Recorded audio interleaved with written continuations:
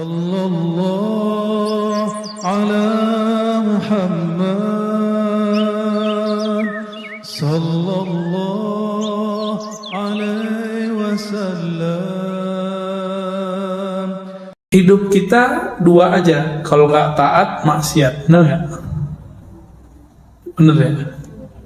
Taat maksiat, susah senang, sedih bahagia, hidup mati, udah gitu aja terus. Setiap saat bangun sadar, tidur mati, hanya dua. Di saat kita taat, apa ridho dalam taat? Khusyuk nggak sholatnya tadi? Khusyuk nggak ridhonya? Enggak ya? Jujur aja ya, kusut ya,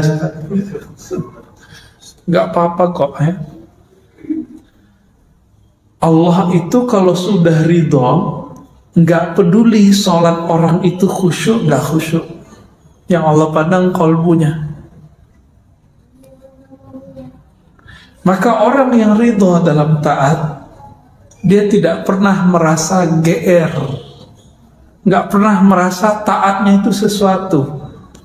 Bagi dia, ya Rob, jika sholatku ini untuk mendapatkan ridhomu, tentu tidak mungkin. Kenapa? Sholatku tidak khusyuk. Terus bagaimana? Ya Allah, Engkau maha tahu isi hatiku. Tolong tumbuhkan ridho dalam kolbuku. Maka ridho itu hadiah dari Allah Subhanahu wa ta'ala. Ini yang kita minta doa, Allahumma inna nas'alu ridhaka wal. Jadi ridho itu minta. Kalau nggak minta nggak dikasih. Orang-orang sombong kan udah ngerasa GR aja dengan tahajudnya, Senin Kemisnya, apalagi pengajiannya, udah ngerasa saya pasti diridhai Allah. Nah, ini hati-hati, talbisu iblis, apa istilahnya, ghurur ya, manipulasi iblis kalau diterjemahin secara bebas.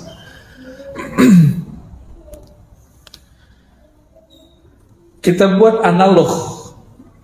Saya punya teman, punya murid, punya sahabat. Saya ridho kepada dia. Saya terima dia. Kalau saya sudah ridho, dia salah, saya maafkan nggak? Kita sayang sama anak. Anak kita salah, kita marah, tapi marahnya marah cinta, bukan marah benci. Maka jika Allah sudah ridho kepada hamba, jika ia marah, marahnya marah sayang. Jika Allah ridho kepada hamba, tidak khusyuk pun hamba, Allah terima salatnya. Allah kalau sudah ridho kepada hamba, hambanya tidak sempurna, Allah yang sempurnakan. Itulah makna radhiyallahu anhum wa radu'an.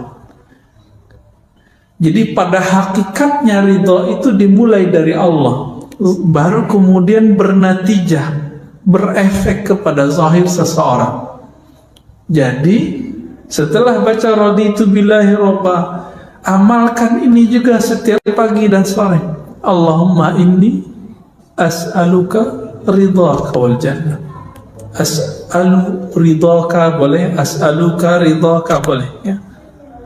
Itu harus diminta, dan bagi saya itu wajib itu. Nggak minta ridho, mampus kita. Sholat kayak gini, baru takbir udah hilang kemana-mana ya. Ruku, tes aja deh ya. Saya nggak yakin sholat saya diterima Allah kalau ngandelin khusyuk. Padahal kata orang, saya ngaji tarekatnya lama Pak, ngaji hadisnya lama kata orang. Tapi kan saya tahu diri saya sendiri, aib sendiri saya ngerti. Orang aja yang bilang abuya, ustadz, itu kan gelar manusia. Di hadapan Allah belum tentu gelar itu laku. Maka minta ridho. Inilah doa Al-Imam Abul Hasan Asy-Syadzili. Ya Allah, jadikan aku orang yang engkau cintai, yang engkau ridhoi. Kalau Allah sudah cinta dan ridho, salah paling dicubit. Cubitnya gemes. Tahu gemesnya? Apa istilah kampungnya apa? Enggak, galinggaman. Ya. Kosakatanya harus diulang lagi, Pak. Galinggaman. Nah, betul. Jadi kalau makhluk pun bisa begitu, maka Allah aula bidzalik. Allah lebih sempurna daripada itu. Jadi Allah itu gemesnya lebih dahsyat daripada gemesnya seorang ayah ibu kepada anaknya, kekasih kepada kekasihnya. Allah jatuh cinta kepada Nabi Adam. Maka Nabi Adam, dibuatlah skenario Nabi Adam itu salah, tapi salahnya Nabi Adam itu benar. Kalau Nabi Adam tidak salah, kita nggak ngumpul malam ini, ya, nggak ada pengajian beginian, benar nggak? Ruh kolbu itu makanannya majelis begini, Pak. Girang kolbu itu, kalau dia girang dia bisa nangis, dia bisa senyum, dia bisa bahagia, tahu-tahu udah azan aja. Itu girangnya kolbu. Jadi kalau kita pakai jamnya jam dinding itu emang terasa lama, tapi kalau pakai jam kolbu, yang lama terasa sebentar, yang sebentar terasa lama. Itu sebabnya kalau ada riwayat Nabi Adam itu sujudnya 40 tahun, saya percaya. Tapi riwayat yang sahih menurut saya 40 hari. Jadi ketika beliau diusir, ihbitu itu kan bahasa Arab habit, jatuh atau turun dari khayangan, kan kira-kira begitu ya, khayangan surga, turun ke bumi. Beliau sadar dan beliau sujud. Allah itu sangat girang melihat hambanya sujud, nangis. Maka disebutkan dalam banyak hadis Nabi yang dari hadis qudsi, wahai hambaku, ya, jika engkau tidak merasa berdosa, aku akan datangkan hamba-hamba yang berdosa, lalu mereka minta ampun kepadaku. Jadi kalau kita ini merasa suci tiap hari, nanti kita dihabiskan oleh Allah. Allah ganti generasi ini, dan datanglah orang-orang para pendosa, dan para pendosa ini manja kepada Allah. Ya Allah, saya salah, tolong maafin. Pernah nggak melihat anak kita minta maaf kepada kita? Atau teman, pasangan, kekasih, setelah dia ngaku salah, cinta berlebih. Saya ketemu naik Grab, dia cerita tentang istrinya yang melakukan kesalahan besar. Kalau kita mungkin kita bunuh kali istri yang begitu. Istrinya minta maaf, dia nangis, istrinya nangis. Dia cerita kepada saya, Ustaz, saat itu cintaku kepada istriku bertambah setiap hari terus nambah. Jadi kadang-kadang orang itu mesti salah dulu baru jadi benar. Ya, alhamdulillah. Ya. Maka ridhonya orang yang taat tidak merasa suci, tidak merasa sempurna, merasakan bahwa ya Rabb, ini ibadah anugerah darimu.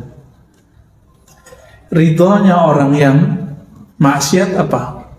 Cepat kembali kepada Allah Subhanahu wa ta'ala, ya. Adakah di dunia ini sesuatu terjadi tidak dengan izin Allah? Ada nggak? Oke, ini bukan jebakan ya. Taat terjadi di dunia nggak? Maksiat terjadi di dunia? Semuanya izin Allah nggak? Iya. Namun yang Allah ridho yang mana? Taat yang mana? Maka taat terbagi dua. Ada taat zahir, ada taat batin. Kepala sujud, tapi hati angkuh, merasa diri paling nyunnah, paling ikut sunnah Nabi. Masuk nggak? Nggak masuk.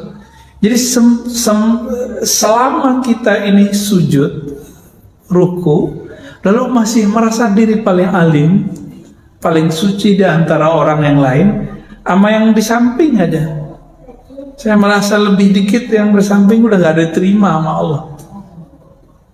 Gawat ya Pak, gawat.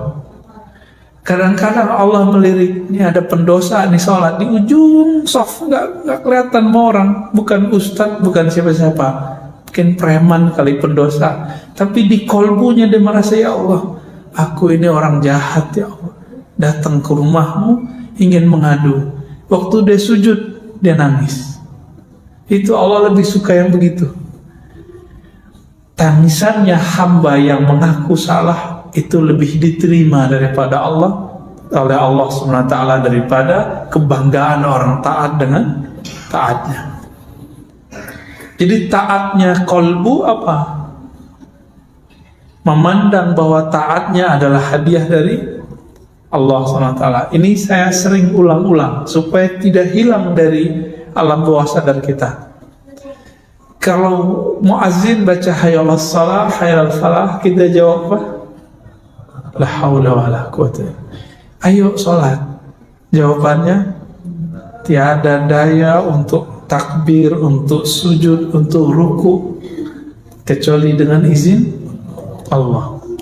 Tapi ahlul haqaiq, ahli hakikat itu menjelaskan, la haula fit ta'ah wala quwwata fil ma'siyah illa billah, kecuali dengan izin Allah. Tidak ada kesanggupan orang untuk taat dan juga maksiat kecuali izin Allah. Masalahnya ketika taat kolbunya ngapain? Setelah maksiat kolbunya ngapain? Ini Allah pandang cuma kolbu ya. Oleh karena itu, sahabat-sahabat yang makan Allah, jangan terlalu girang dengan amalan yang kita dapat, tapi jangan putus asa juga dengan maksiat yang kita pernah lalui ya. Semuanya Allah yang atur. Kita ini dibuat pernah maksiat biar enggak merasa paling suci di antara manusia. Ini bapak-bapak yang merasa suci ini, itu suatu saat Allah akan lempar ke dunia hitam. Kalau Allah sayang, dilempar nanti ditarik. Ketika ditarik, bentar-bentar nangis, bentar-bentar tersentuh. Setiap kali melihat orang bermaksiat, dia tidak menghakimi orang. Dia, wah, saya juga begitu. Mungkin saya lebih hina daripada orang itu. Ini Pak rahasianya. Maka seorang yang sudah begini, baru dia masuk ke ranah namanya radiyah, mardiyah, jiwa yang ridho. Jadi jiwa yang ridho sumbernya di kolbu. Kolbunya sudah beres. Walaupun jiwanya masih belum beres, nggak apa-apa. Kolbunya yang penting beres, Pak.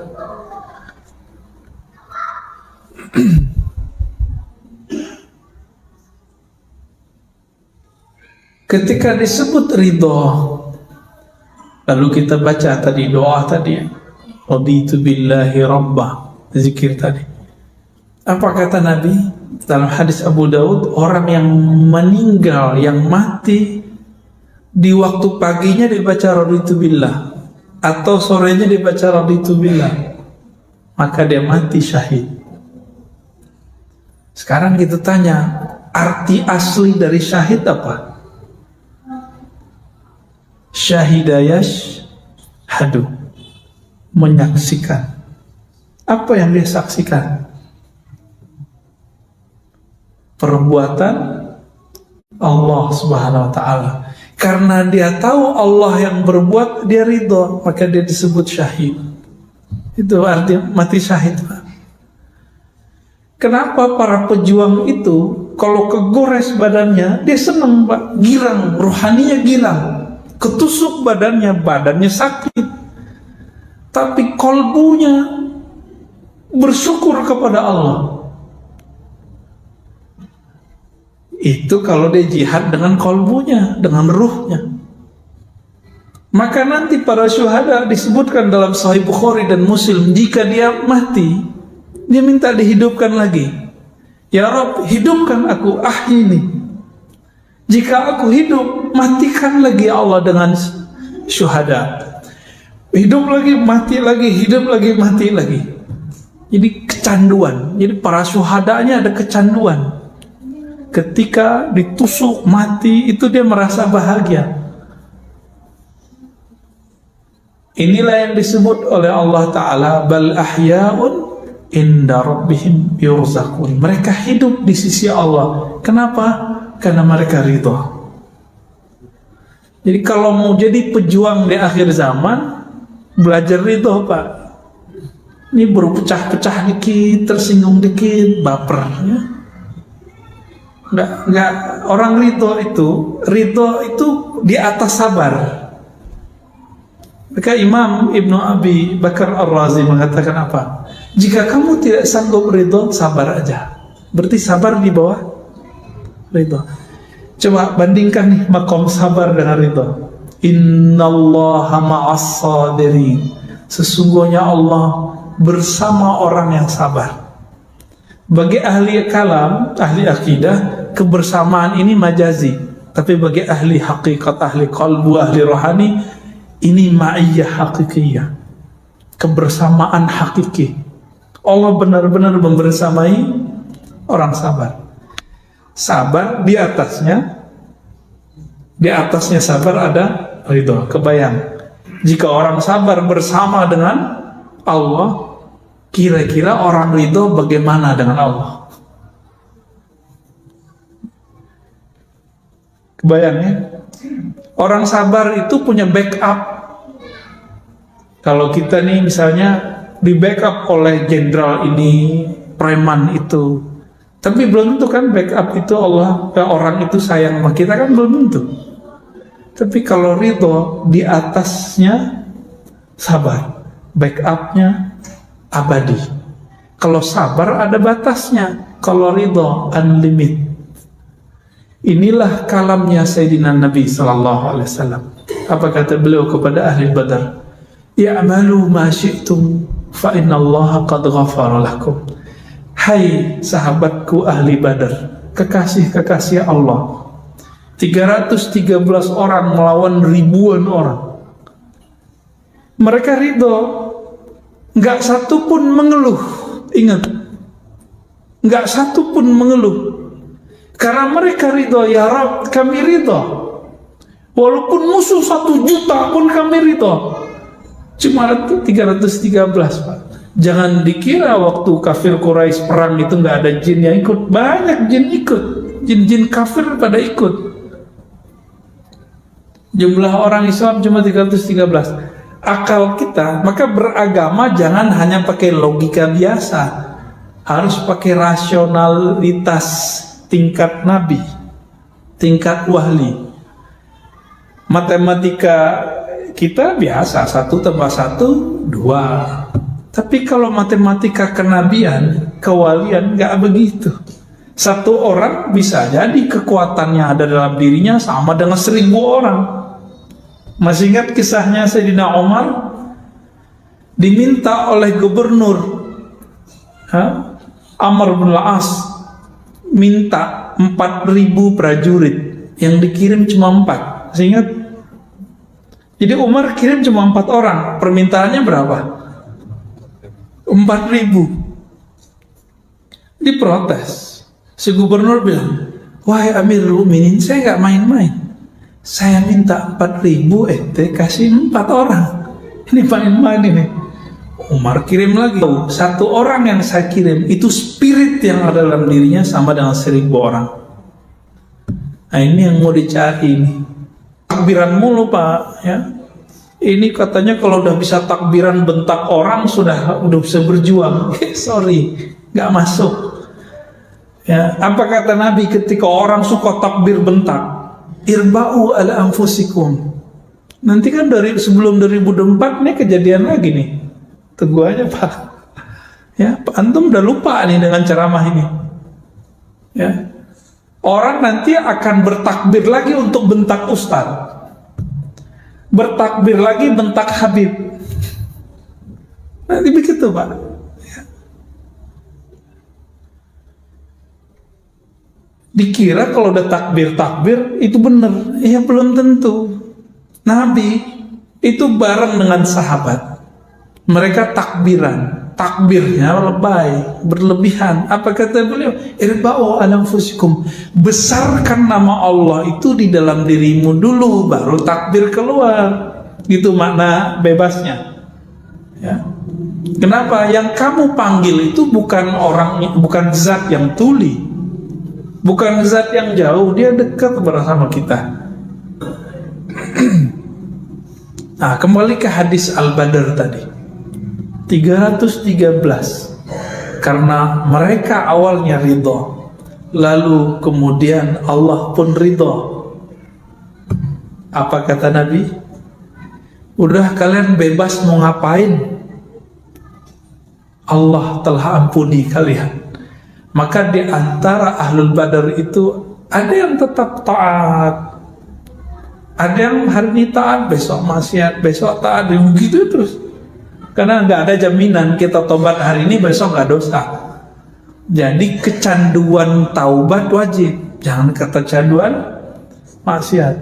Jadi taubat nasuha bukan sekali, taubat nasuha berkali-kali. Oh saya ntar aja nih taubat, bukan begitu. Taubat itu berkali-kali. Besok saya maksiat lagi, niat atau enggak? Kalau antum niat baru main-main namanya. Yang penting hari ini kita nggak niat, itu baru disebut tobat. Ya Allah, saya niat nggak maksiat lagi besok, itu tobat namanya. Tapi besok niatnya tobat lagi gitu, ya. Maka ada sahabat yang kecanduan minum khamar, namanya Nuaiman, dan itu bukan satu, yang disebutkan cuma satu.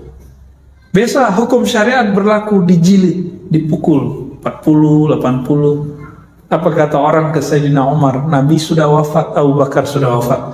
Wahai Rasulullah, wahai Amirul Mukminin, itu musuh Allah, bunuh aja, uktuluhu, bunuh aja. Berarti di zaman Sayyidina Umar ada orang-orang yang suka berdarah-darah, bener nggak?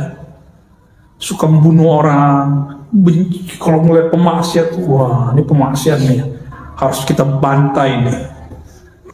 Halal darahnya, udah ada di zaman Umar. Apalagi hari ini Pak, hari ini lebih dahsyat. Orang haus darah, zombie tapi berkopiah. Zombie berserban hari ini. Ngomongin darah aja ya, kafir, bid'ah, serem Pak. Udah darurat begini nih. Tapi Allah masih sayang sama kita. Arab udah hancur kan? Yaman banyak nih mahasiswa Yaman udah pulang. Saya ketemu juga kawan-kawan di Eropa, dia asli Yaman, gak mau balik lagi. Apalagi Saudi yang nyerang Houthi Yaman, Irak udah hancur, Syam udah hancur, sisa Turki bukan Arab Pak. Turki itu bukan orang Arab ya. Turki itu punya nostalgia zaman Khilafah Utsmaniyah, tapi sebenarnya nggak berdaya juga, gertakan aja yang kuat. Saya kalau ceritain persoalan Turki kan pada nggak percaya ntar, ya banyak masalah sebenarnya. Berita yang kita dengar itu kan cuma separuh aja, ya, yang sebenarnya kita nggak dengar Pak.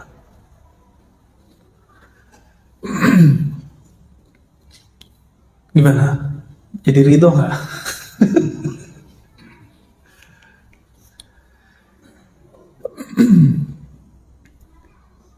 Jadi ridho melahirkan kepasrahan yang total, maka ridho itu puncak dari tawakal. Oleh karena itu ada thariqah paling cepat supaya kita ridho. Zikirnya sudah kita tahu semua. Sekarang maknanya yang ditambahkan. Apa zikirnya? Qulu la ilaha illallah. Bacalah la ilaha illallah, tapi maknanya ditambah. La ilaha, tiada yang aku cintai kecuali Allah. Itu makna la ilaha. Tiada yang berbuat kecuali Allah. Kalau benar nih kita cinta sama Allah, maka semua perbuatan Allah kita ridho, kita cinta. Berarti ridho sudah masuk dalam diri. Jadi apapun pekerjaan hari ini, Bapak Saudara makan Allah, apapun rezeki kita hari ini, besok, tahun depan, ridho nggak nih? Nggak yakin ya. Imam Abdul Hasan Sazili ngancem, apa kata beliau? Wailun summal wail, al-wail summal wail. Celaka, celaka, celaka. Orang yang ngaku percaya kepada Allah tapi tidak ridho kepada takdir Allah. Maka berkali-kali saya tanya, ridho nggak nih kondisi begini? Nabi dulu pernah nggak makan 3 tahun, nggak makan kecuali daun-daun. Kalau zaman kayak gitu nanti muncul gimana? Antum mesti nyembah Allah dan bernabikan kepada Nabi Muhammad gak? Atau bilang, katanya kita nih bersama Allah, kok gak ada bantuan dari Allah? Sahabat Nabi pernah nanya loh di Quran, apa kata mereka? Mata Nasrullah. Nabi juga ngomong begitu. Kapan pertolongan Allah turun? Mereka menjerit dalam dirinya setiap hari. Maka Bapak Saudara makan Allah, sering-sering baca surah Al-Bayyinah itu dan akhir surat Mumtahanah. Nanti lihat karakter mereka. Karakter mereka adalah karakter orang yang beramal dengan kolbunya, karena Allah kuatkan dengan Ruhul Quds, dengan Roh Kudus. Diri kita, tubuh ini, di dalam diri kita ini ada namanya ruhul hayawan, ruh hewani. Makanya kita ini bisa marah seperti hewan. Jadi kalau antum ini bentak orang yang nyalip kita di tengah jalan, itu yang bentak bukan setan, karena setan nggak pernah bentak. Setan tuh kalau ngomong lembut. Serius ya? Udah ketemu setan belum? Jadi kalau ngomong kasar nih, ngomong jorok, itu sisi hewani. Yang kedua, di dalam diri kita ada sisi ruhun nabat. Ada ruh tumbuh. Ruh tumbuh itu ada di badan ini, di kulit, semuanya itu ada semua. Makanya pada tumbuh kan. Kalau nggak begitu, rambut kita nggak tumbuh. Cuma ada yang dia terbatas, giginya nggak tumbuh lagi kan. Itu karena roh nabatnya segitu aja di atasnya.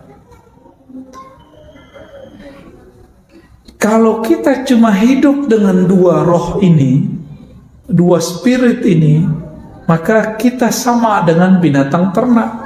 Ulaika kal an'am, marah, ya, makan, minum, tidur, itu dia.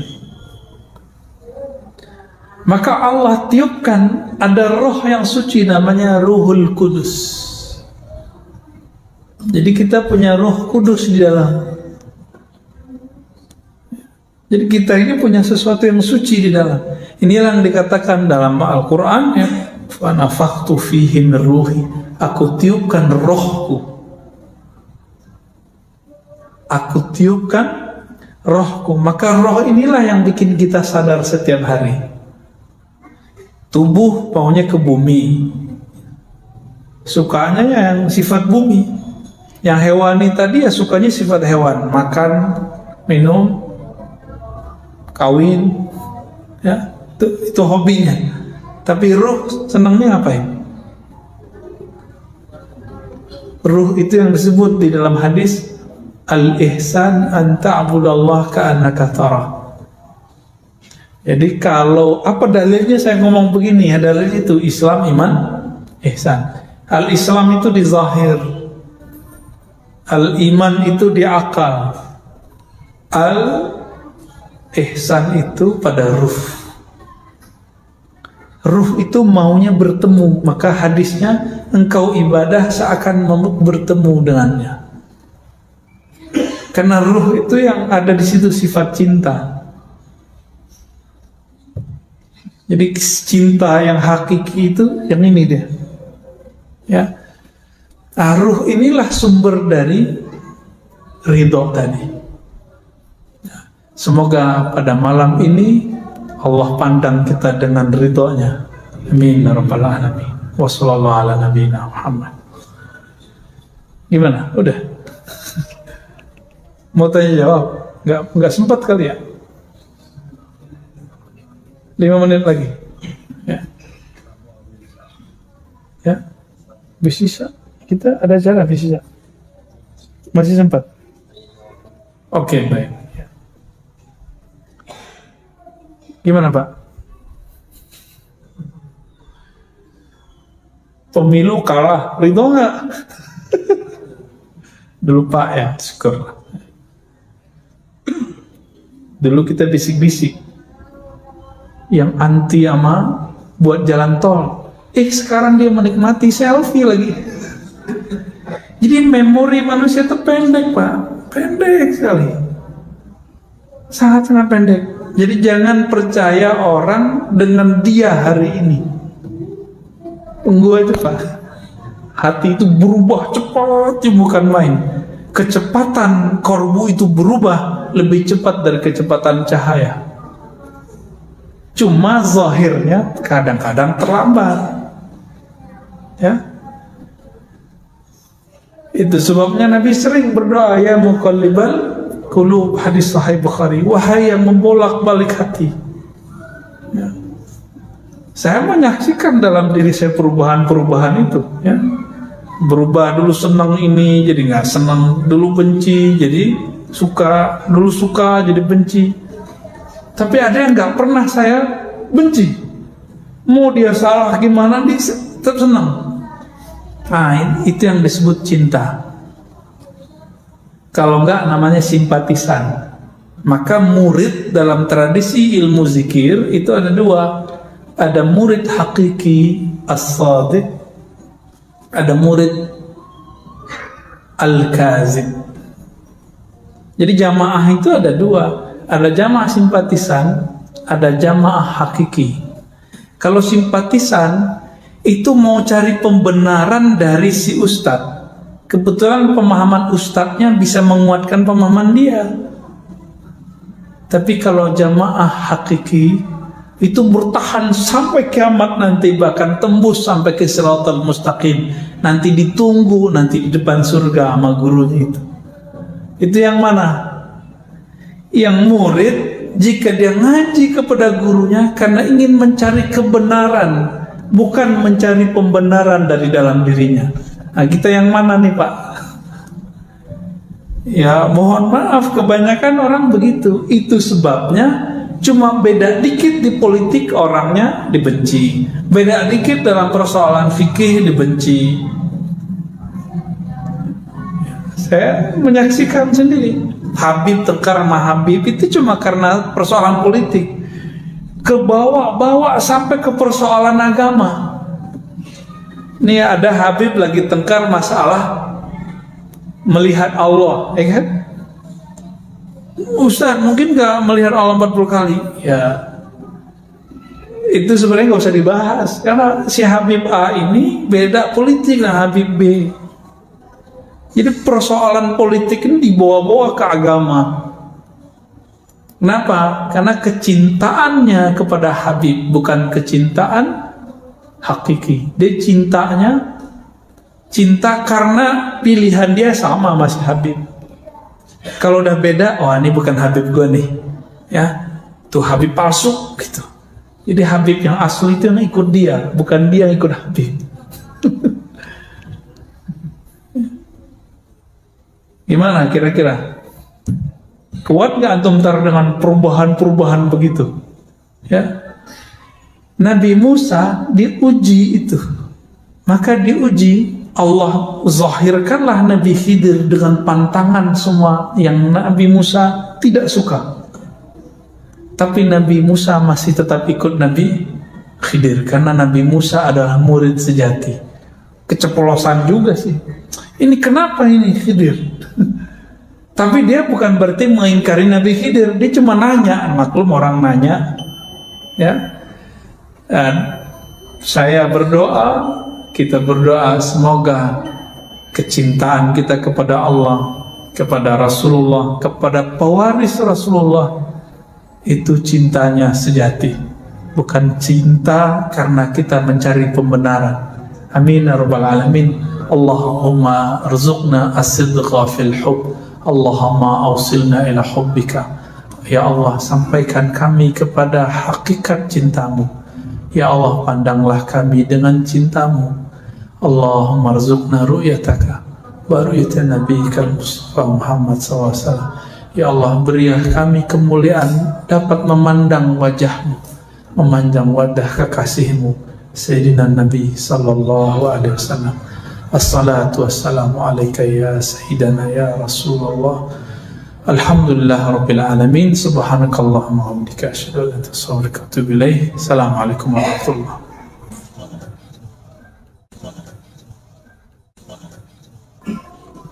Sejauh ini kita mengkaji kitab Ahlus Sunnah fikih, ya. Ini pertanyaan fikih. Persoalan tarawih belum pernah muncul kecenderungan sholat 8 rakaat sampai datang pengarang kitab Subulus Salam. Lalu Al-Mubarakfuri belakangan. Pengarang kitab Subulus Salam bukanlah Ahlus Sunnah murni.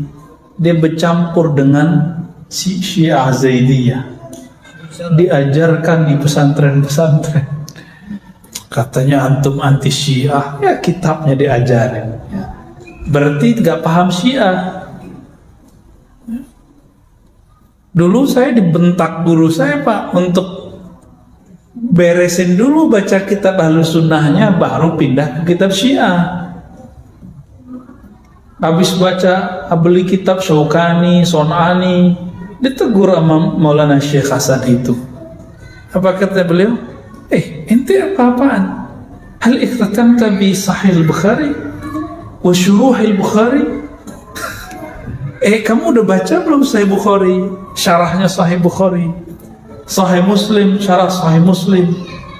Gak usah jauh-jauh, syarahnya Nawawi deh, syarahnya Ibnu Hajar, kan sekarang udah diterjemah. Dan ajibnya yang nerjemah bukan Aswaja, yang nerjemah teman-teman Salafi. Itu kan berkah buat kita. Ya, antum gak perlu capek-capek nerjemah kan? Ya saya nggak tahu kalau di dalamnya ada pengurangan, penambahan, kan belum ngecek. Saya nggak baca terjemahannya, Pak.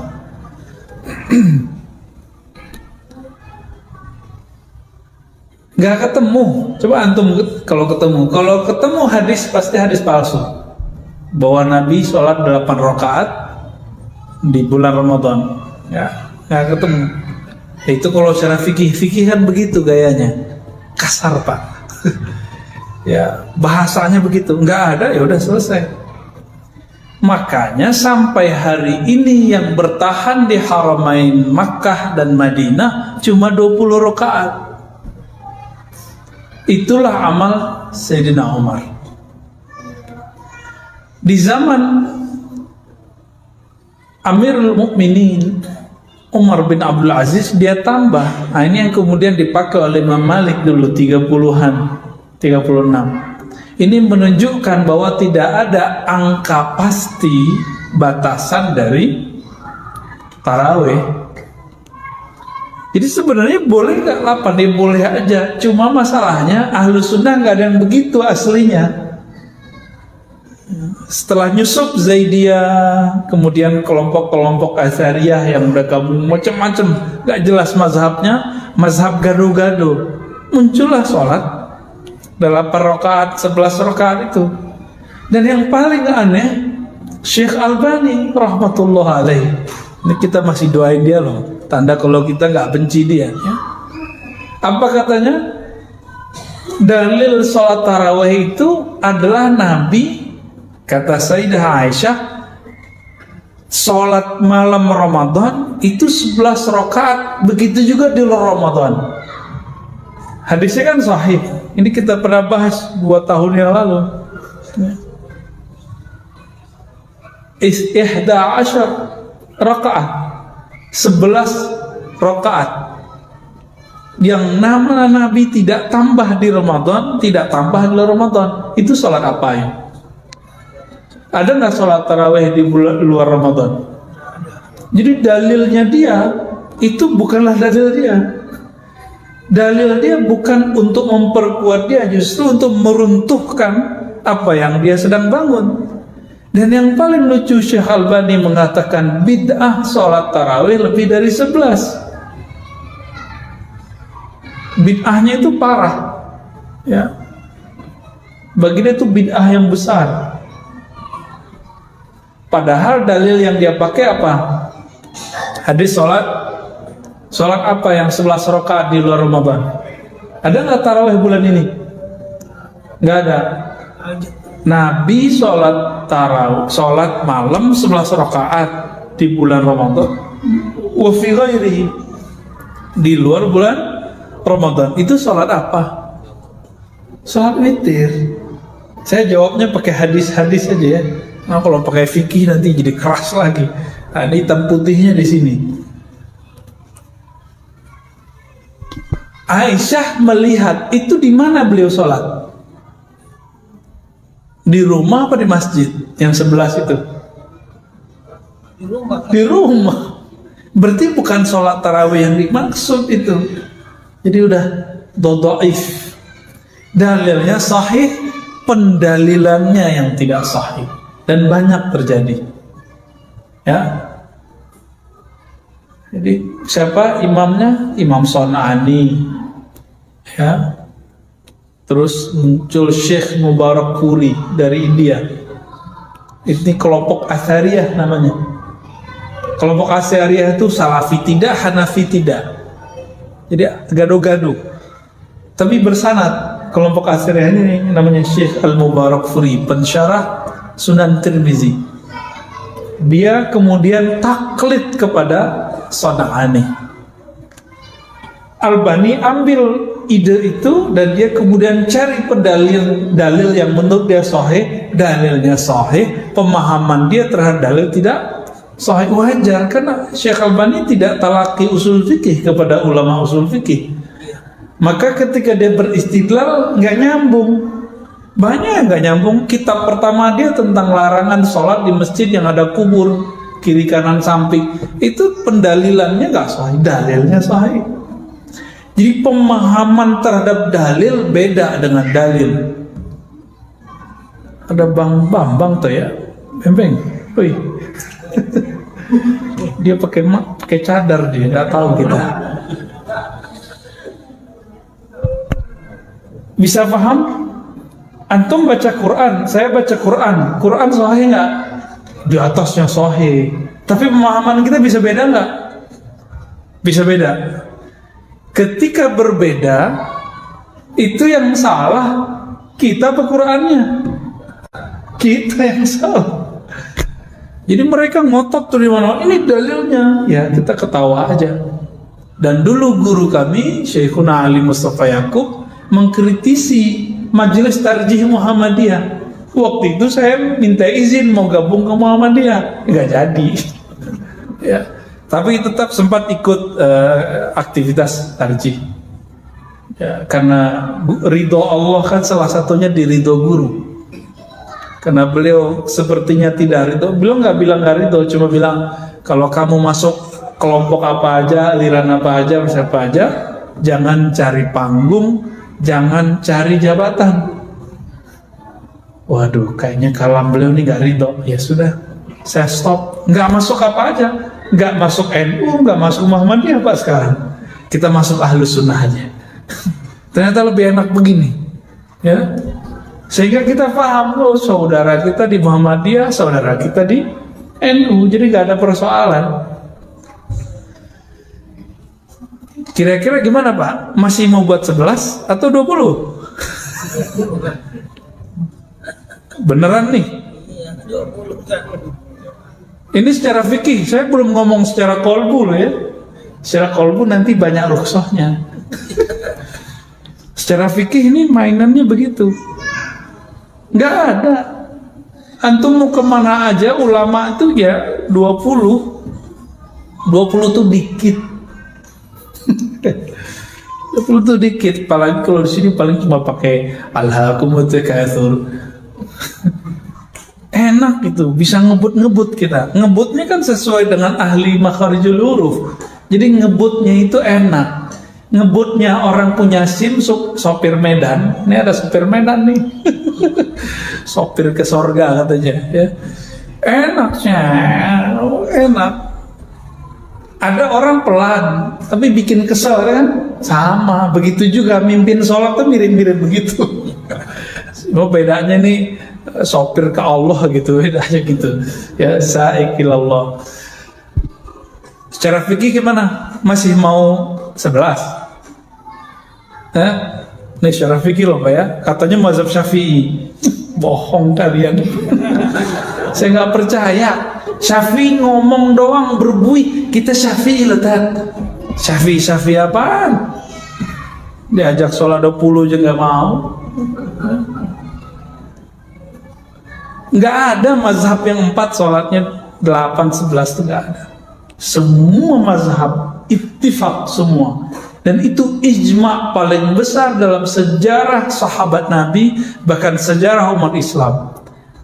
Disebut itu ijma qauli wa fi'li wa sukuti. 3 ijma. Jadi ijma itu ada 3 dan itu gabung semua di sholat tarawih 20 rakaat.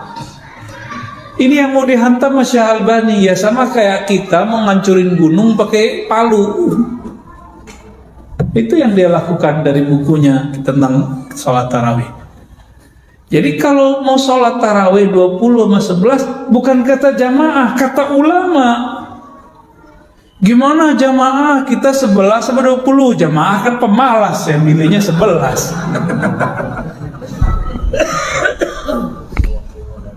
Kalau ulama jawabnya, kalau ulamanya billah, yang dia kenal Allah, takut kepada Allah, dia nggak ala selera jamaah. Dia seleranya selera Allah Rasulullah. Ilmunya kan begitu. Loh Ustadz, ini kok jadi saklek kan? Ini perbedaan. Lah kita udah jelasin nggak ada mazhab fikih yang 4 ngomong begitu. Itu di luar fikih yang 4. Mazhab Zaidiyah emang Ahlus Sunnah? Kan enggak. Asariyah itu nggak terikat dengan mazhab mana aja dia. Itu Mubarakfuri. Kelompok Asariyah itu muncul di India, Pakistan, Bangladesh. Bersamaan dengan munculnya jemaah tabligh di sana, itu bareng tuh. Barengan semua Pak. Di Indonesia muncul NU Muhammadiyah. NU menyatakan bermazhab 4. Faktanya cuma 1, Syafi'i, ya kan? Coba nggak kunut di masjid NU, bisa nggak diundang lagi Ustaz Arnof. Itu cuma ADART aja, sama kayak PRT di kita, Persatuan Tarbiyah Islamiyah. Kalau di PRT hitam putih aja udah, kita mazhab Syafi'i aja. Iya, satu aja. Al-Wasiliyah juga sama, ya Wasiliyah kan sama. Dayah-dayah di Aceh kan PRT juga kebanyakan sama, satu aja deh gitu. Saya teringat kalam guru saya Syekh Badi Sayyid Al-Laham. Apa kata beliau? Masih hidup Pak sekarang. Kamu kalau bahas satu mazhab saja akan menemukan semua mazhab di dalamnya. Jadi di mazhab Syafi'i itu ada loh mazhab gak berkunut Pak. Ada mazhab Kita kan ngira kalau sholat tuh tasyahud akhir kakinya harus kayak bapak ini. Iya nggak mesti begini. Ini cuma salah satu yang sempurna. Boleh begitu tuh duduk iftiras tuh boleh. Boleh kunut, boleh gak kunut juga sebenarnya. Karena kunut itu artinya doa. Diri aja lama-lama pas ruku, pas i'tidal itu udah kunut namanya. Ada Pak kalam gitu. Di mazhab Syafi'i ada yang menyentuh perempuan gak batal, Imam Romli. Tapi kan gak dianggap sebagai perwakilan mazhab Syafi'i. Tapi gak ada di mazhab Syafi'i, mazhab Hanafi, mazhab Maliki, mazhab mana-mana. Bahkan mazhab Hanbali itu gak nyebutkan sholat 11 rakaat tarawih, gak ada. Itu secara fikih. Mau secara kolbu Pak. Jadi ada seorang imam ditanya sama muridnya, lebih afdol sholat atau baca Quran atau zikir Tuan Syekh? Jawaban beliau apa? Yang afdol itu amal apa saja yang kolbumu, hatimu terkoneksi dengan Allah. Maka itu yang afdal. Ini secara hakikat loh ya. Nah ini mulai senyum kita. Ya, sholat 20 rakaat, kolbu nggak nyambung. Sholat 11 rakaat, saya nggak yakin juga antum nyambung. Mending 20 rakaat lah. Ya. Tapi seandainya dengan 11 rakaat ada semangat yang muncul, secara ilmu hakikat itu boleh. Tapi secara fikih nggak ada yang mengcover. Tapi boleh nggak saya sholat 11? Boleh-boleh aja. Yang aneh kan dulu 4-4-3 itu kan aneh. Itu gaya sholat baru itu. Gaya sholat baru Pak. Nabi mengatakan salatul lail masna masna, sholat malam ya 2-2. Nabi kalau witir itu lebih banyak 2+1. Kita kan pengen ngebut yang cepat aja Ustaz. Ustadznya mau menyenangkan hati jamaah, bukan mau membuat Allah ridho. Akhirnya begitu-gitu aja tiap hari. Dan mohon maaf para pengurus di mana saja, terutama yang ada di sini, ya. Kalau mau memutuskan sesuatu, musyawarahnya bukan sama jamaah. Nanya hukumnya sama siapa? Sama ulama. Nanti ke jamaah namanya sosialisasi. Jamaah mau ikut ulama, jangan ulama ikut ustadz. Gimana jamaah kita 11/20? Kata orang Betawi, pret. Nggak ada begitu. Ya, kalau antum tetap berpegang teguh dengan model begitu, tanggung jawab aja nanti di hadapan Allah. Jadi berdalil dengan selera. Ya kan? Terus jangan sampai kita masuk ke ayat itu, afara'aita man ittakhadha ilahahu hawa. Ya. Apakah engkau lihat orang yang menjadikan ilahnya, Tuhannya adalah hawanya? Jangan sampai sholat pakai nafsu. Nafsu kita lagi pengennya 11 aja deh gitu. Sama yang bikin 20 juga jangan nafsu. Kita nih Syafi'i harus 20. Mau yang 11 apa sikut, itu nafsu juga. Enggak usah begitu. Udah kalau udah begini jamaah mau bilang apa? Antum tanggung jawab. Yang bilang 11, kita 11 Ustaz belum lahir udah 11 gitu. Loh emang kapan dia lahir? Kapan kita lahir? Jadi dulu saya dibentak sama seseorang begitu. Kamu belum lahir, saya belum lahir udah 11. Ya saya tanya, Bapak lahir di mana? Ya. Di mana Bapak lahir? Di kolong jembatan kali. Ya. Jadi yang dia lihat itu dijadikan dalil. Mana ada begitu dalam berdalil. Dalam hukum Islam dalil itu Quran, Sunnah, Ijma, Qiyas, Uruf, Maslahah, Qaulus Sahabi, ya istihsan, itu yang dalil. Gak ada dalil itu kamu belum lahir udah begitu, gak ada. Ya, itu dalil dengkul namanya ya. Ngotot-ngototan. Gitu Pak, gimana? Mantap nggak nih 20?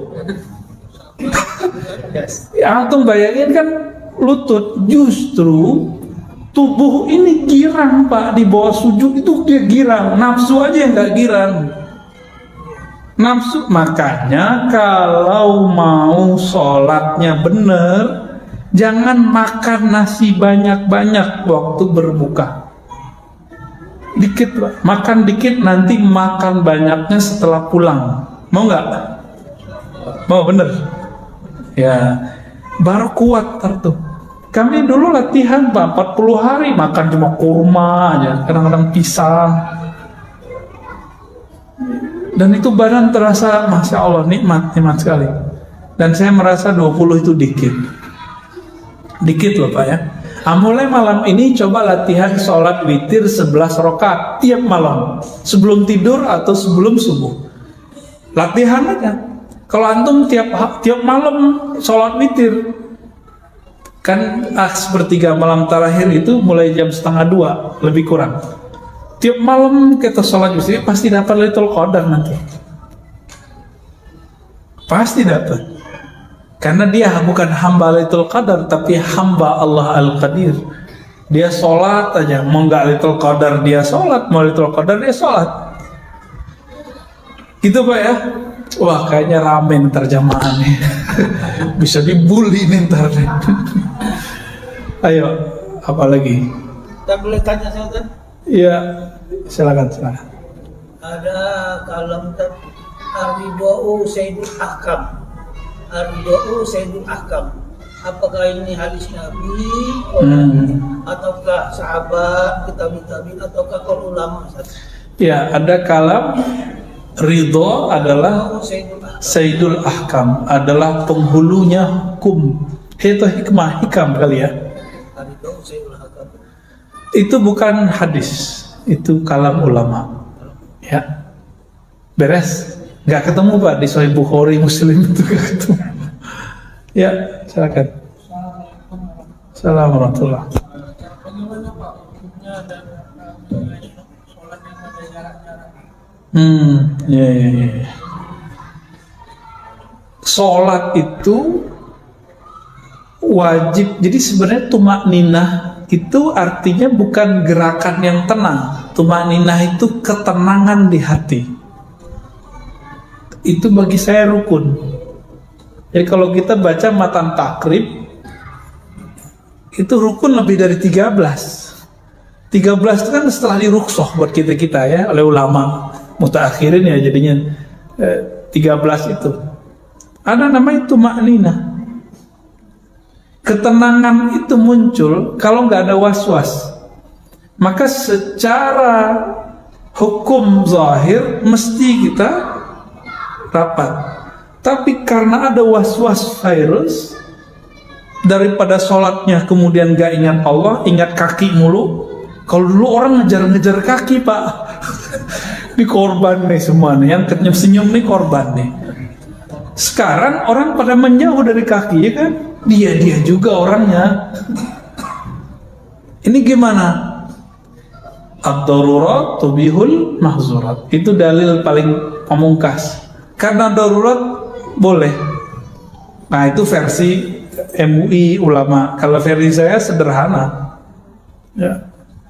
Versinya sederhana. Rapat saf itu rukun atau sunat? Masuk gak ke rukun? Gak masuk. Makanya sawwu sufukum wa'tadilu. Fa inna taswiyatas sufuf min tamamis salat.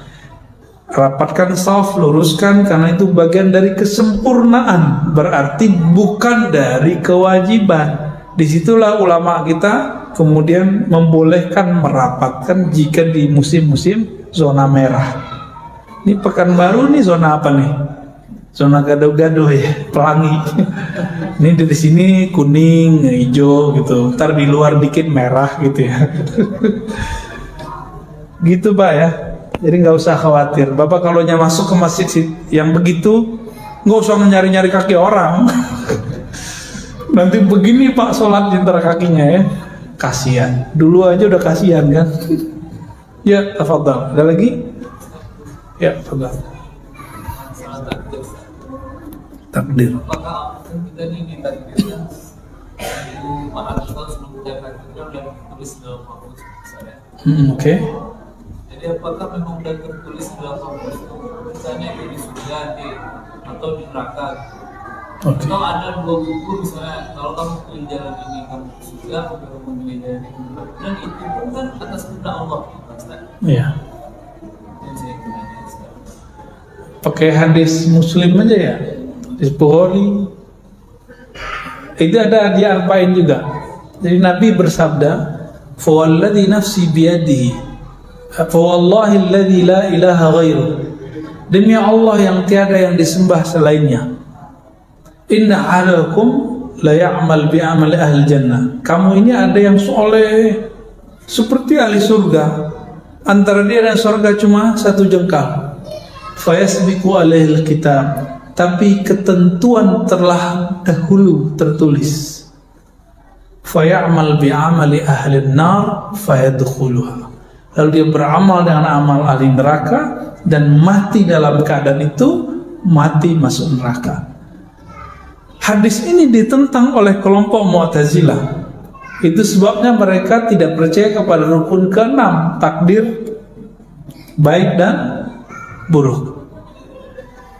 Takdir ini kan Allah nyuruh nulisnya ke siapa? Ke Al-Qalam.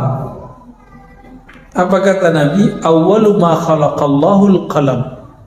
Yang pertama Allah ciptakan di bawah aras maksudnya itu adalah Al-Qalam. Kolam, bukan kolam bahasa Minang, Pak. Kolam bahasa Minang apa? Iya. Bukan, kolam bahasa Minang gelap. Kolam ada lagi tak? Ya. Bukan itu. Al-Qalam ini nanya. Jadi di riwayat itu disebutkan uktubi, nulislah wahai qalam. Lalu dia nanya, saya nulis apa ya Allah? Masih nanya aja deh. Ya. Maka Allah kata, uktub bismillahirrahmanirrahim. Uktub bismillah. Dia bertanya begitu, menurut ulama-ulama ahli qalbu, ahli hakikat, itu pertanyaannya membuat dia punya dua cabang di kepalanya. Satu cabang baik, satu cabang buruk. Kalau alam itu penjelasan ilmu hakikatnya, tapi saya nggak ketemu riwayatnya. Maka ketika takdir ditulis, itu sudah ada dua pasang. Satu baik, satu buruk. Lalu manusia diberikan satu chip di dalam dirinya bernama kasab. Dalilnya apa? Laha ma kasabat wa alaiha maktasabat. Itu dalilnya. Itu sebabnya Imamuna Abul Hasan Al-Asy'ari menyebut inilah kesadaran hakiki manusia, memilih. Tapi memilih dalam bahasa Imam Maturidi disebut ikhtiar. Oleh Imam Asy'ari disebut kasab. Barangnya sama, istilahnya yang beda. Kasab. Kasab itu usaha. Saya minum air di depan ini, ternyata khamar. Saya nggak tahu, berarti saya nggak ada kasab. Makanya orang jahil, orang yang nggak ngerti itu nggak kena hukum karena dia nggak punya kasab.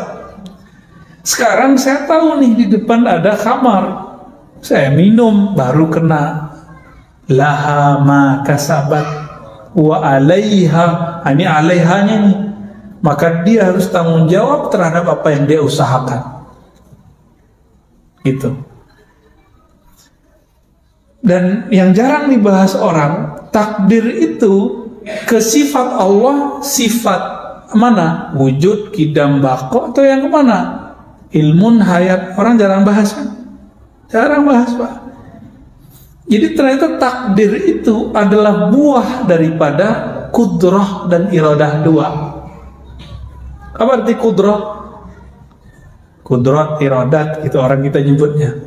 Kudrah kekuasaan Allah, iradah kehendak Allah. Kudrah iradah Allah ini berlaku secara umum.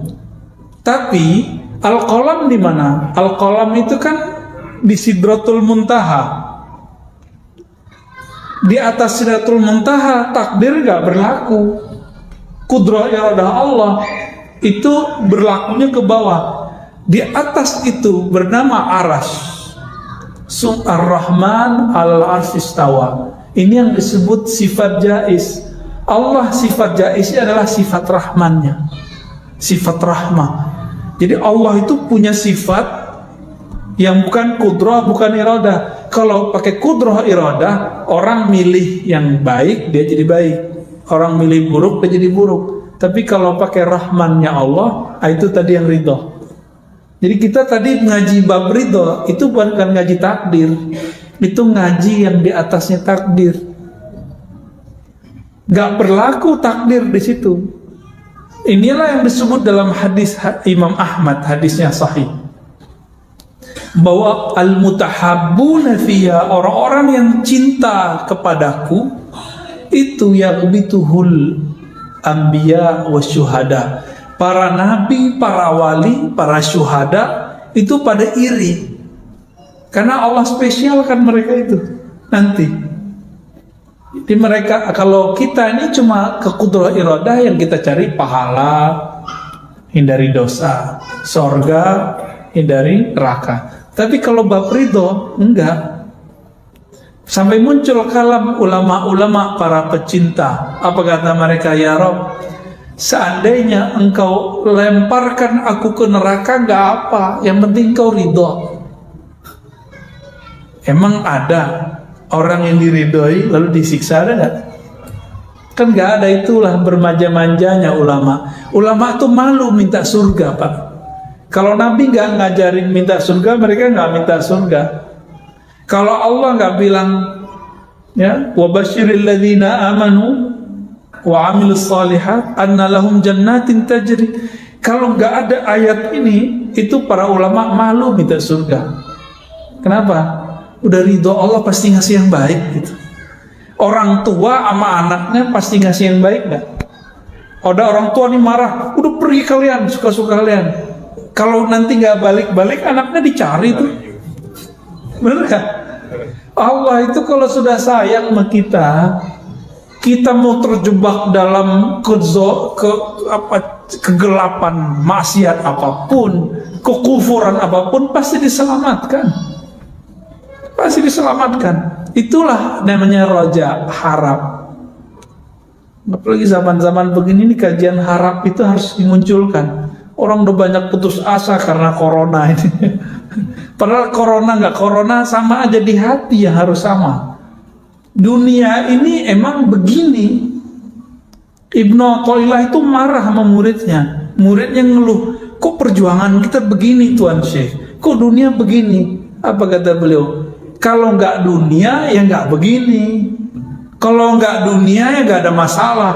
Kalau nggak dunia nggak akan ada pergesekan antara ulama-ulama, ustadz-ustadz, teman dengan teman, mursyid dengan mursyid. Nggak akan ada.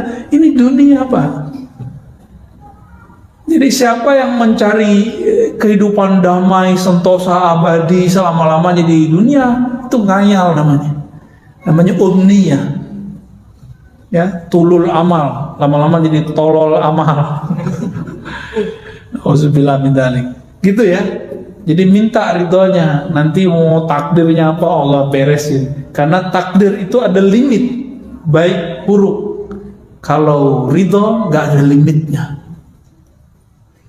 Ada orang yang bunuh 99 tambah 100 yang terakhir ulama yang dibunuh, Allah selamatin, itu pakai ridho.